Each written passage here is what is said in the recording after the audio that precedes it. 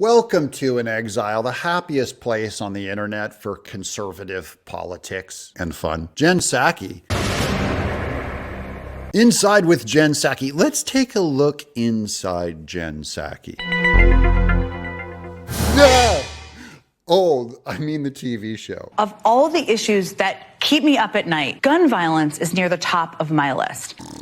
Here's Simon Ateba on Twitter. He's one of my favorite guys I follow. I watched Jen Psaki first show, Inside with Psaki, so that you don't have to. And this is how I rate it. Being fair and balanced, I give her a 1 out of 10. Uniting the country, 1 out of 10. Attacking Republicans, she gets a 10 out of 10. Delivering Democrats talking points, 10 out of 10. Scaring people with guns, 10 out of 10.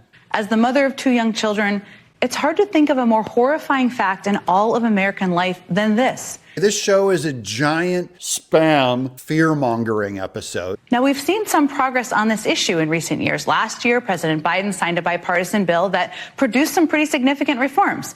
She's carrying her old boss's water and still very mediocre. It represented the most progress on this issue in decades. Oatmeal, bland, all of it will be reversed in the next administration. But it didn't go nearly as far as gun safety advocates, mothers like me, and even President Biden had wanted.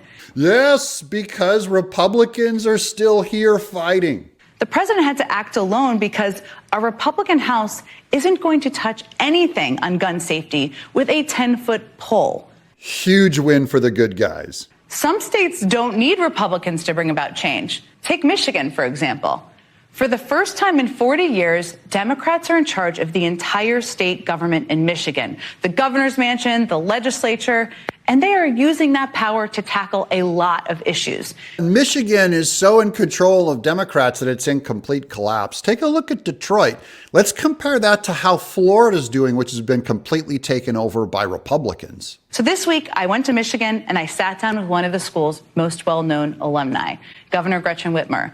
I'm sorry to punish you with Gretchen Whitmer. In this last election, we ran the tables here in Michigan. It was not something anyone expected in a midterm after all the challenges we had. What is that around her neck? It looks like she's being swallowed by a giant blood leech. But we flipped both the House and the Senate, and now we have leaders in the legislature that are working with me as opposed to against me. That must feel different. It feels amazing.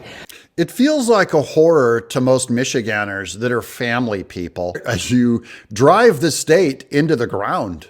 You know, I said not long ago, the time for only thoughts and prayers is over. No one has ever advocated for only thoughts and prayers.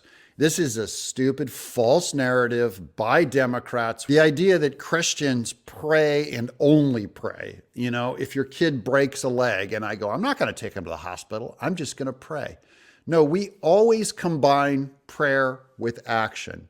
But prayer acknowledges that not everything is in our hands. I'm Doug in Exile.